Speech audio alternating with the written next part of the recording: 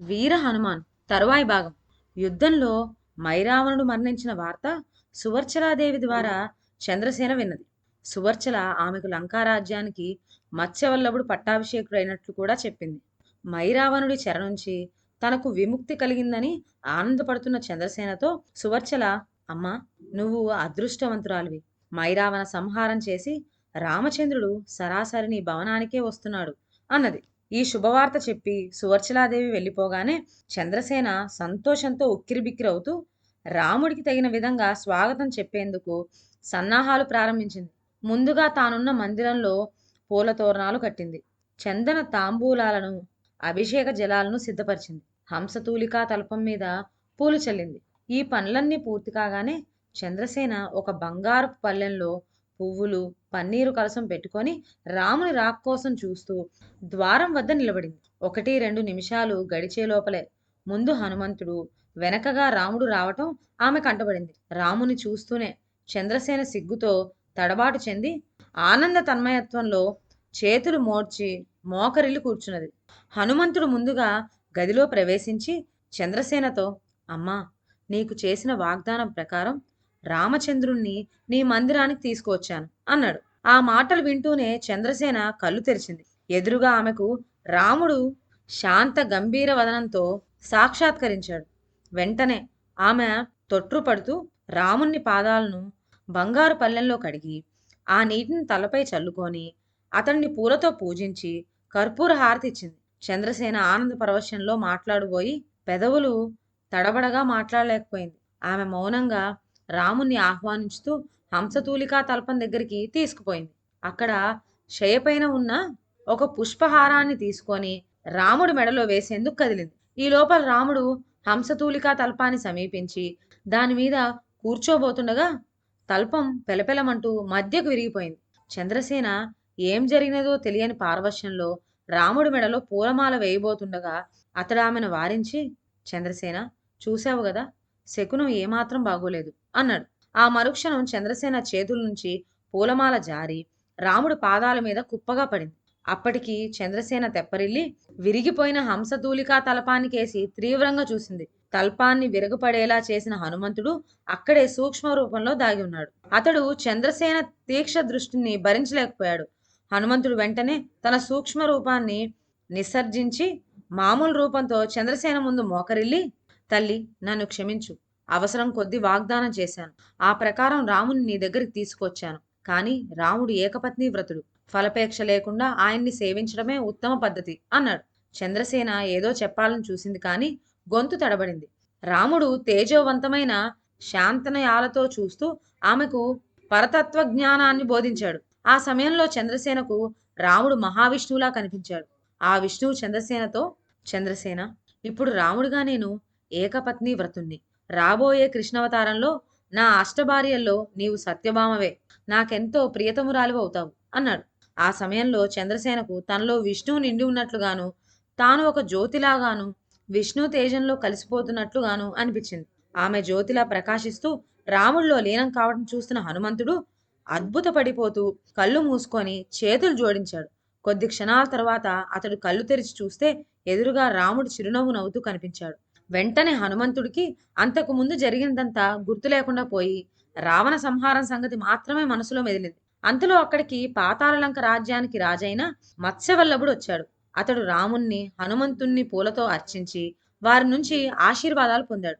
తరువాత అతడు పాతాళలంక వాసులతో కలిసి రాముడికి ఘనంగా వీడ్కోలిచ్చాడు. హనుమంతుడు రామలక్ష్మణులను భుజాలపై ఎక్కించుకొని పాతాళలంకను దాటి రావణలంకకేసి రివ్వుమంటూ ఆకాశంలోకి ఎగిరాడు. మత్స్యవల్లభుడు చేతులెత్తి ఊపుతూ అతడికి జయజయధ్వానాలు పలికాడు. హనుమంతుడు లంకా నగరాన్ని చేరున్న సమయంలో అక్కడ ఉన్న వానర సేనతో పాటు వానర ప్రముఖులందరూ తీరని విచారంలో ఉన్నారు. వారిలో కొందరు ఆకాశం కేసి ఆశగా చూస్తున్నారు. జాంబవంతుడు మాత్రం మందహాసం చేస్తూ వానరులకు ధైర్యం చెబుతున్నాడు. అక్కడ లంకా నగరంలో రాక్షసులు బకాలు ఊదుతూ ఆనందం కొద్దీ దిక్కులు పిక్కటిల్లేలా కేకలు పెడుతున్నారు. వారిలో కొందరు మద్యం తాగుతూ పాటలు పాడుతూ నాట్యం చేస్తున్నారు. రావణుడు అమితోత్సాహంలో ఉన్నాడు.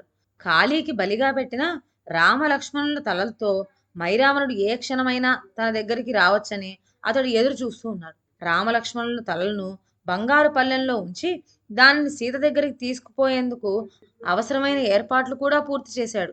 కాలం గడుస్తున్నది. రావణుడు తన మందిరం నుంచి బయటికి వచ్చి కోటగోడ అంచున నిలబడి దూరంగా కనిపిస్తున్న వానరసేనను పరికించి తృప్తిగా నవ్వుకున్నాడు. తలలు వంచుకొని విచారంగా నిలబడి ఉన్న వానరసేనకు ఒక పక్కగా విభీషణుడు నిలబడి ఉన్నాడు. రావణుడు అతని గురించి, అవురా తమ్ముడా విభీషణ, నువ్వెంత అమాయకుడివి, ఇంకా అక్కడ పడిగాపులు గాయటం ఎందుకు? పాతాళకాళి ప్రసాదంగా రామలక్ష్మణుల తలలు నా దగ్గరికి రానున్నాయి. తల మాంసం అత్యంత రుచికరమైనదని నీకు తెలియంది కాదు కదా. ఆ తలలు మాంసం రుచి చూసేందుకైనా త్వరగా లంకానగరం చేరుకో. నీకేం భయం లేదు. ఎంతైనా నువ్వు నా తమ్ముడివి. అభయం ఇస్తున్నాను. ఇక నుంచైనా యువరాజుగా నా పట్ల వినయ విధేయతలతో మెసులుకో. వెంటనే నగరానికి బయలుదేరు అంటూ 4 యోజనాల దూరం వినిపించేంత బిగ్గరగా అరిచాడు. రావణుడి మాటలు వింటూనే విభీషణుడు చెవులు మూసుకున్నాడు. అతడి కళ్ళల్లో నీళ్లు తిరిగాయి. దుఃఖం పెల్లుబిక్కింది. విభీషణుడి దైన్యం చూసి సుగ్రీవుడికి కూడా గుండె జారిపోయింది. వాళ్ళిద్దరూ దుఃఖం చూసి మిగతా వానరులు మహాకారాలు చేస్తూ ఒకరిని చూసి ఒకరు ఏడవటం మొదలుపెట్టారు. వానరసేన దీనస్థితి చూసి రావణుడు మరొకసారి తృప్తిగా నవ్వుకున్నాడు. కోటగోడ పక్కగా పోతున్న రాక్షస స్త్రీలను కేకవేసి పిలిచి, మీరిప్పుడే సీత దగ్గరికి వెళ్ళి ఈ సంగతి చెప్పండి. రాముడి తలతో పాటు లక్ష్మణుడి తలను కూడా ఆమెకు కానుగ్గా పంపబోతున్నాను. వాళ్ళు శరీరాలను పాతాళ లంకలోని రాక్షసులు విందు భోజనంగా తినేసి ఉంటారు. సీతకు ఈ వార్త చెప్పి రామలక్ష్మణుల తలలు స్వీకరించేందుకు సిద్ధంగా ఉండమనండి అన్నాడు ఉత్సాహం. రాక్షస స్త్రీలకు ఆ క్షణంలో రావణుడి ఆనందం వెనక కొద్దిపాటి మతి చాంచల్యం పున్నట్లు కనిపించింది. వాళ్ళు ఒక్క క్షణకాలం తటపటాయించి రావణుడికి వంగి నమస్కారాలు చేసి గబగబా అక్కడి నుంచి వెళ్ళిపోయారు. రావణుడు కోటగోడ మీద నుంచి కదిలి తిరిగి తన మందిరానికి పోయి గవాక్షం దగ్గర కూర్చొని మైరావణుడు రాక కోసం సముద్రం మీద ఆకాశపు అంచుకేసి ఆశగా చూడసాగాడు.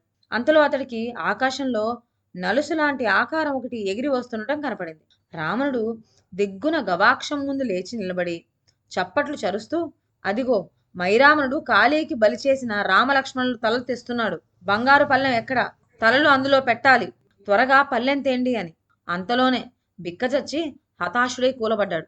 సముద్రం మీద ఆకాశం కేసి చూస్తూ నిలబడి ఉన్న జాంబవంతుడు ఆకాశంలో నలుసులాంటి రూపం కనిపించగానే ఆ రూపం ఎవరిదో గుర్తించి పక్కకు తల తిప్పాడు. పక్కనే నిలబడి సముద్రం కేసి చూస్తున్న అంగదుడు ఆశ్చర్యంగా జాంబవంతుడి కేసి చూశాడు. జాంబవంతుడు చేతులెత్తి వానరులతో, అదిగో చూడండి, హనుమంతుడు వస్తున్నాడు, ఇక విచారం మానండి అన్నాడు.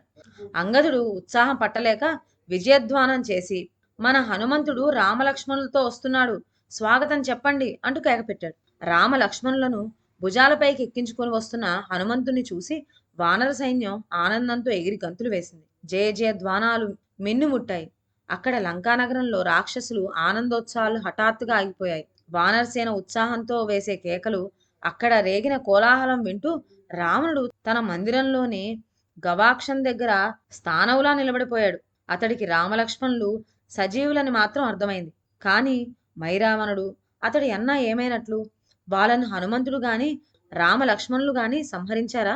రావణుడు ఇలా ఆలోచిస్తున్నంతలో రాక్షస సేనుడొకడు అతడి దగ్గరకు వచ్చి తాను వానర సైనికుల మాటల ద్వారా విన్నదంతా చెప్పాడు. ఆ విధంగా రావణుడికి పాతాళలంకలో జరిగిందంతా తెలిసింది. వెంటనే అతడు భయకంపితుడైపోయి చిన్నగా కేకపెట్టి మూర్ఛపోయాడు. కొంతసేపటికి రావణుడు మూర్ఛ నుండి తెప్పరిల్లాడు.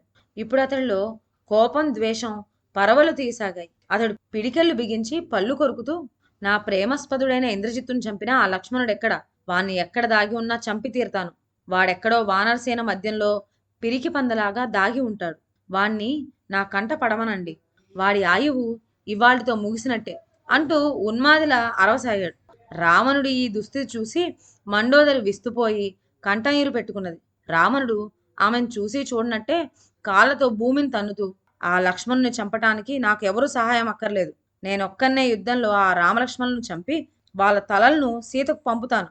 మధ్యలో ఈ మైరావణుడు వచ్చి నాకు లేనిపోని ఆశలు కల్పించి నా అమూల్యమైన కాలమంతా వృధా చేశాడు.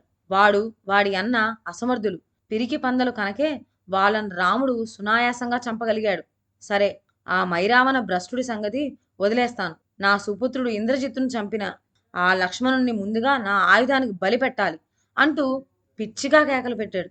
వానరసేన యుద్ధానికి సర్వసన్నద్ధమై శంఖాలు పూరిస్తూ చేస్తున్న కోలాహలం రావణుడికి వినిపించింది. అది వింటూనే అతడి కళ్ళు నిప్పులా మెరిశాయి.